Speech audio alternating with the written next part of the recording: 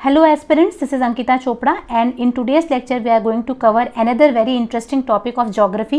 ठीक है, सो ये आपके यूपीएससी प्रीलिम्स के लिए काफ़ी ज़्यादा इंपॉर्टेंट है, तो क्विकली हम लोग इसे कवर करेंगे, बहुत ही कम समय में हम लोग इसे कवर करने वाले हैं. So this is the revision series of geography. So I think I have uploaded 4 to 5 videos of geography revision. So in the first 4 lectures we have covered cosmology, sun spot, sun से related सारी चीज़ें, जितने भी solar activities हैं वो सारा हमने cover किया हुआ है. Very short videos are there, 10 to 15 minutes, 20 minutes depending on the topic, और उसमें आप बहुत ज़्यादा क्विकली आप रिवाइज कर सकते हो. So in today's lecture we are going to cover evolution of lithosphere, और मैं आपको ये सारी चीज़ें फ्लो चार्ट के हेल्प से करवाने वाली हूँ, तो आपको बहुत ज़्यादा आपको मटेरियल पैराग्राफ के फॉर्म में पढ़ने की ज़रूरत नहीं है. क्विकली आप ये सारी चीज़ें समझ सकते हो और ऐसे ही आप नोट्स भी बना सकते हो. ठीक है, सो चलो स्टार्ट करते हैं. सो बेसिकली आज जो आप अर्थ जैसे देखते हो, ठीक है, वैसा हमेशा से नहीं था. ठीक है, so there is one related theory which is related to which is called as your nebular hypothesis theory. ठीक है, so nebular hypothesis theory talks about the evolution of the solar system. अब आप सबको पता है सोलर सिस्टम में not only we have sun, we have other planets as well. ठीक है, तो वहीं से आपका अर्थ का फॉर्मेशन स्टार्ट होता है. तो एक बार क्विकली मैं आपको बता देती हूँ कि इसमें एंटायर चीज़ जो थी, जब अर्थ का फॉर्मेशन हुआ तो earth was not the same as we see it today. ठीक है, so earth was in the form of very rocky nature. ठीक है, उसके बाद में सेमी मोल्टन फॉर्म में आया, फिर धीरे धीरे लेयर्स बनी, फिर सेंटर में आपका इनर कोर आया, आउटर कोर आया, मेंटल आया, एंड फाइनली आपका क्रस्ट आया. और एक और बात याद रखना, जैसे जैसे हम लोग अर्थ के सेंटर से आउटर कोर की तरफ मूव करते हैं ना, अर्थ की जो डेंसिटी है वो कम होती जाती है. तो सेंटर में density is the maximum, so we have the maximum density at the centre, and as and when I move away from the sun density will go on to reduce. ठीक है, सो और सेंटर हमेशा याद रखना, जो आपका core of the earth is made up of something called as NiFe. ये iron and nickel से मिलकर के बना हुआ है, और आपका जो बाकी अपर लेयर्स हैं वो आपकी सियाल, सिलिकॉन, एल्यूमिनियम, और आपका सीमा, सिलिकॉन, मैग्नीशियम, इन सबसे चीज़ों से मिलकर के बनी हुई है. ठीक है, अब हम लोग देखते हैं कि ऐसा क्यों है, ये अरेंजमेंट ऐसा क्यों है. There must be some reason, right. तो उस रीज़न के बारे में हम लोग डिस्कस करने वाले हैं. एनसीईआरटी में जो मेंशन है, बच्चे काफ़ी कंफ्यूज हो जाते हैं, बट हम लोग बहुत ही धीरे धीरे से कवर करेंगे और बहुत इजीली कवर कर लेंगे. देखो, सबसे पहले मैं बता दूं आपको नेबुलर हाइपोथेसिस की थोड़ी सी अपडेट दे दूं. इसका जो बेसिक जो प्रीमाइस था वो क्या था. नेबुलर हाइपोथेसिस वाज डिस्कसिंग, उसने कहा कि भाई एक ना नेबुला है. नेबुला आप सबको पता है, it is nothing but cloud of dust and gases. अब इस नेबुला में आप सबको पता है जो ग्रेविटी है वो हर जगह तो सेम नहीं होने वाली है. ठीक है, सो डिफरेंशियल ग्रेविटी के कारण क्या हो जाएगा, इस एज पर the nebular hypothesis theory it said that nebula actually collapsed under the gravitational pull. ठीक है, सो इसकी वजह से कोलैप्स के कारण क्या हुआ, there was generation of this after shock effect. ठीक है, सो आफ्टर शॉक की वजह से क्या हुआ, ये नेबुला स्टार्ट कर गया क्विकली स्पिन करना, और जैसे जैसे ये स्पिनिंग हो रही थी और जैसे जैसे एक्सपेंशन हो रहा था, धीरे धीरे क्या हो रहा था, आपका एंटायर सेंटर में आपका सन फॉर्मेशन स्टार्ट हो गया, एंड आउटर एरिया में आपके प्लैनेट्स, प्रोटो प्लैनेट्स बनने स्टार्ट हो गए. अब वहाँ से हम लोग इसे पिक करने वाले हैं as part of earth's evolution. तो सबसे पहला आपको जो नेबुला में, of course you have cloud of gases. अब उन गैसेस में धीरे धीरे मास होगा, वो स्मॉल स्मॉल पार्टिकल्स में आएंगे, रॉक्स में आएंगे, बहुत सारे फॉर्मेशंस होंगे, राइट. सो वैसे ही जब आपका अर्थ का फॉर्मेशन प्रोसेस स्टार्ट होता है तो अर्थ हमेशा से सॉलिड फॉर्म में नहीं थे, ये फ्रेगमेंटेड मटेरियल्स थे. Fragmented material they started to come towards each other. ठीक है, under the influence of something very famous which is called as what, gravity. Gravity के इम्पैक्ट में ये क्या हुए, आपस में एक दूसरे की तरफ आने लग गए. आप सबको पता है ग्रेविटी किस तरफ एक्ट करती है, gravity acts towards the centre. ठीक है, सेंटर की तरफ अगर ग्रेविटी एक्ट करेगी तो मुझे एक बात बताओ, जैसे जैसे कंटिन्यूअस ये चीज़ें एक दूसरे की तरफ आ रही है तो कहने से ये अक्रीट हो रही है, एक जगह इकट्ठी हो रही है, और जब ये होगा तो आप मुझे बताओ what will be the impact on density. क्या मैं कह सकती हूँ डेंसिटी बढ़ेगा. ठीक है, अगर आप चौक का पाउडर ले रहे हो और आप एक चौक ले रहे हो तो दोनों में से डेंसिटी किसकी ज़्यादा है, चौक पाउडर की डेंसिटी मैक्सिमम है, चौक पाउडर की डेंसिटी मिनिमम है. I am sorry, chalk powder की डेंसिटी कम हो जाएगी as compared to the solidified chalk. ठीक है, सो क्या हो रहा है, यहाँ पर डेंसिटी बढ़ रही है क्योंकि सारी चीज़ें एक दूसरे की तरफ इकट्ठी हो रही हैं.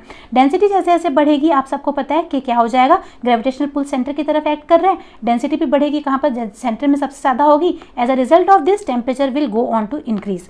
तो ये आपका बेसिक प्रीमाइस है. ठीक है, अच्छा एक और बात याद रखना, ये जो फ्रेगमेंट्स है, this fragments are not formed by a single material. ये जो फ्रेगमेंट्स थे ये एक्चुअली मिक्सचर थे. किसके मिक्सचर थे, ये बहुत सारी चीज़ों के मिक्सचर थे. जैसे कि आपके कौन कौन सी चीज़ें हो गई, आपका मैग्नीशियम इसमें. ठीक है, you have magnesium, you have iron, you have silicates also. ठीक है, सो सिलिकेट्स वगैरह थे यहाँ पर. इसके बाद में आपके पास में मैग्नेटाइट वगैरह. ठीक है, सो बहुत सारे मटेरियल से मिलकर के ये सारे फ्रेगमेंट्स मिलकर के बने हुए थे. अब जैसे जैसे अक्रीशन हुआ वैसे वैसे चीज़ें एक दूसरे की तरफ अट्रैक्ट होने स्टार्ट हुई under the impact of gravitational pull, और डेंसिटी बढ़ी, टेम्परेचर बढ़ता गया। अब एक पॉइंट आया जहाँ पे आयरन की जो आयरन का जो मेल्टिंग पॉइंट है वो रीच हो गया। जब भी आप किसी चीज़ का टेम्परेचर बढ़ाओगे, अगर आपने आइस लिया है, आप उसे टेम्परेचर उसका इंक्रीज कर रहे हो तो मेल्टिंग पॉइंट रीच होगा, राइट। अगर मेल्टिंग पॉइंट रीच हो जाएगा तो यहाँ पर the state of the matter will convert, here the ice was in the solid state, ठीक है। अब ये क्या हो जाएगा, लिक्विड स्टेट में कन्वर्ट हो जाने वाला है। Same happened with the earth as well, ठीक है। So what will happen, once the melting temperature of the iron was reached within the earth, the initial random mixture of the dust particles and other minerals they begin to unmix, ठीक है। सो जो पहले mixture के form में थे, अब इनका segregation start हो गया, अनमिक्स होना, सेग्रीगेशन होना स्टार्ट हो गया। एंड इसके बाद में जब ये सेग्रीगेशन होता गया, मेल्टिंग ऑफ आयरन इवेंट, इसके बाद में जैसे जैसे आपका क्या हो गया, melting of iron event, melting of iron happened, so this process is called as iron event. और आयरन इवेंट के बाद में मिक्सिंग और वी कैन से अनमिक्सिंग हैपेंड, ठीक है। एंड उसकी वजह से क्या हो जाएगा, आपकी सेग्रीगेशन हो गई। अब ये सेग्रीगेशन किस फॉर्म में हुई, सेग्रीगेशन जब भी होती है तो सेग्रीगेशन का यूजुअली ये जो क्राइटेरिया होता है डेंसिटी है। तो क्या हुआ कि सेंटर में जो चीजें भारी होती हैं, आप सबको पता है वो सेंटर की तरफ अक्यूमुलेट होती है, और जो चीजें क्यों सेंटर की तरफ, क्योंकि वो सिंक करती हैं, ठीक है। आयरन निकल दे आर हेवियर मटेरियल्स, ठीक है। So they started to sink towards the centre, और जो लाइटर मटेरियल है जिनकी डेंसिटी रिलेटिवली कम है वो आपके अपर लेयर्स के फॉर्मेशन में होनी स्टार्ट हो गई। इसी वजह से कोर में you have the maximum density, and as and when you move away from the core you will have reduction in the densities, ठीक है। एंड मैक्सिमम डेंसिटी आपका आयरन निकल का कोर में है, मेंटल में सियाल एंड सीमा, एंड आपका जो crust है वहां पर आपका क्या हो जाएगा, सियाल हो जाएगा, ठीक है। सो सियाल का डेंसिटी मिनिमम है, एंड आपका इसके बाद में सीमा का डेंसिटी इंटरमीडिएट है, एंड नाइफ का डेंसिटी, आयरन एंड निकल की डेंसिटी सबसे ज्यादा है। सो इसी वजह से अब हम कह सकते हैं कि नाइफ मिलकर के बना है कोर से, और नाइफ कोर में क्यों है, क्योंकि you are having something, why, because the knife का density is the maximum, and as a result of segregation of the earth material the heavier particles started to sink towards the center, and जैसे जैसे हम centre से दूर जाते गए lighter particles वहां पर आने लग गए, ठीक है। सो ये वाला आपको पॉइंट याद रखना है कि as I move away from the core, ठीक है, जब मैं कोर से बाहर की तरफ जाती हूँ तो डेंसिटी कम होती है, ठीक है, और जब मैं आपका कोर से बाहर की तरफ जाती हूँ तो टेम्परेचर भी कम होता है। ये दोनों पॉइंट आप याद रख लेना। अब आपको समझ में आ रहा होगा कि वाई हम कहते हैं कि सियाल सीमा के ऊपर फ्लोट करता है, क्योंकि सियाल की डेंसिटी सबसे ज़्यादा कम है एज कम्पेयर टू सीमा। तो सबसे कम डेंसिटी आपकी सियाल है, उसके बाद में आपका सीमा आता है, एंड लास्ट में आपका आता है नाइफ। तो ये वाला पॉइंट भी आपको पता होना चाहिए, ठीक है। So this entire segregation process, जिसकी वजह से आपके कोर, मेंटल, क्रस्ट, ये सारी चीज़ों का फॉर्मेशन हुआ, इस प्रोसेस को हम क्या कहते हैं, डिफरेंशिएशन कहते हैं। अब एग्जाम में क्वेश्चंस कैसे आ सकते हैं, एग्जाम में डायरेक्टली एग्जामिनर आपसे पूछ सकता है कि व्हाट डू यू अंडरस्टैंड, और examiner can also ask that iron event and differentiation it is related to which part of the evolution. तो याद रखना ये लिथोस्फीयर से रिलेटेड था, ठीक है। सो इसके बाद में प्लैनेटरी डिफरेंशिएशन हुआ, डेंसिटी बेस्ड सेग्रीगेशन मैंने आपको बताया, जो चीज़ें हैवी थी वो सिंक हो गई, आयरन निकल सिंक हो गए, और सिलिकेट्स जो थे आपके वो सारे आपके क्या हुए, ये मूव करने लगे अपवर्ड डायरेक्शन में। जो चीज़ हल्की होगी वो हमेशा सरफेस की तरफ आना स्टार्ट करेगी, राइट, अपवर्ड मूव करती है। इसके बाद में आपका formation of layered structure of earth happened, core, mantle and crust, ये सारा आपका लेयर्ड स्ट्रक्चर है। और इसके बाद में आपका क्या हो जाएगा, हीट ट्रांसफर। अब आप सबको पता है कि कोर में temperature is the maximum, why, because यहीं पर आपका सबसे ज़्यादा ग्रेविटेशनल पुल सबसे ज़्यादा मैक्सिमम है, ग्रेविटेशनल पुल ज़्यादा होगा तो टेम्परेचर डेंसिटी सबसे ज़्यादा होने वाली है। सो अब ये जो कोर हो गया, this acts as an heat engine, जहाँ से अर्थ को क्या मिल रहा है, आपको एनर्जी मिल रही है for the movement of the plates. आगे आप प्लेट टेक्टोनिक्स में भी पढ़ोगे।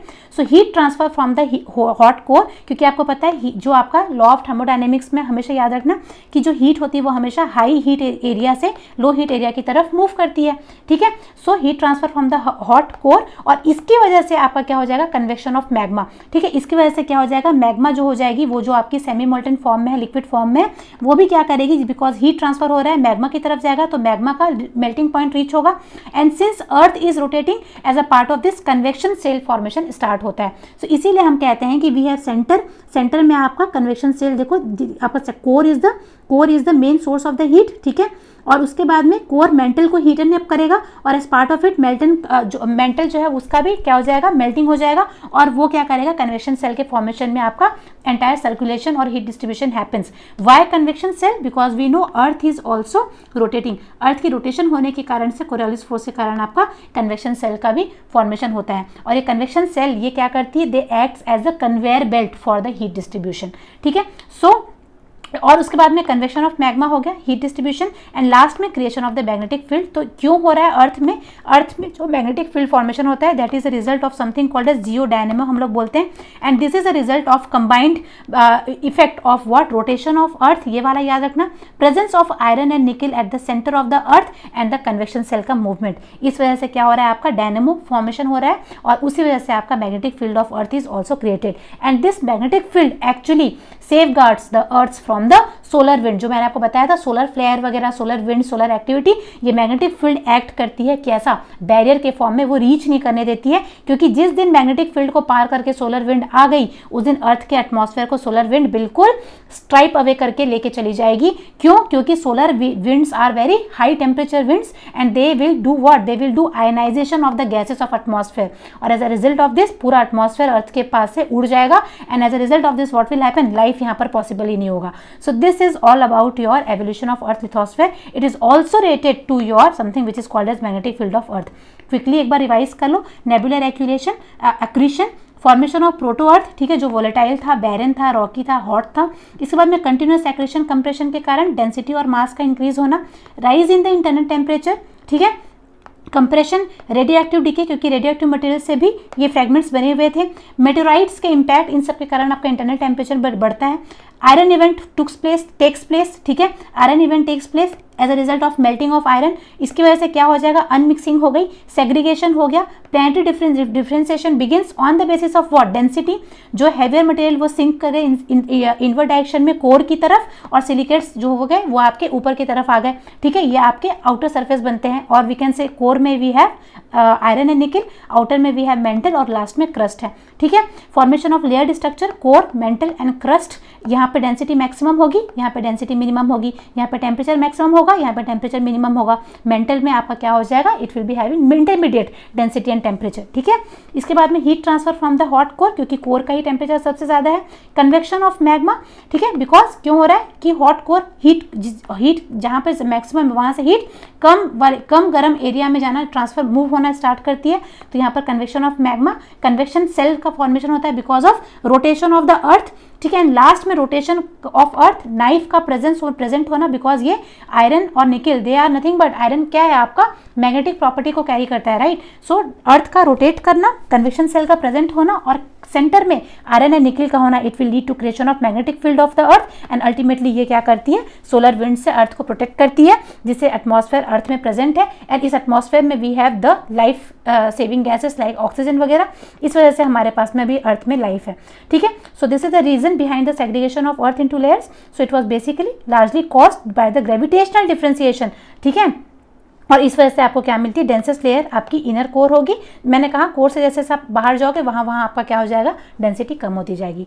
सो this is all about your lithosphere का एवोल्यूशन, ठीक है।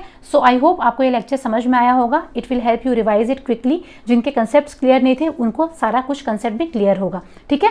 सो जिन्होंने पिछले लेक्चर्स नहीं देखे हैं वो भी एक बार देख लेना, बिकॉज उससे आपके बेसिक्स और स्ट्रॉन्ग हो जाएंगे। And in the last I would like to say that those who have not subscribe the channel, please go ahead and subscribe it, because your one subscription, your one comment, your one like matters a lot, ठीक है। It motivates me to make more videos, ठीक है।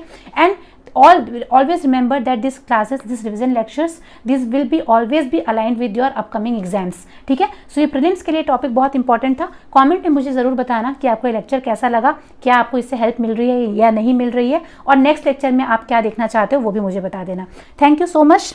Take care of yourself, do study, do your studies, ठीक है। बहुत अच्छे से पढ़ाई करो और all the best. Thank you.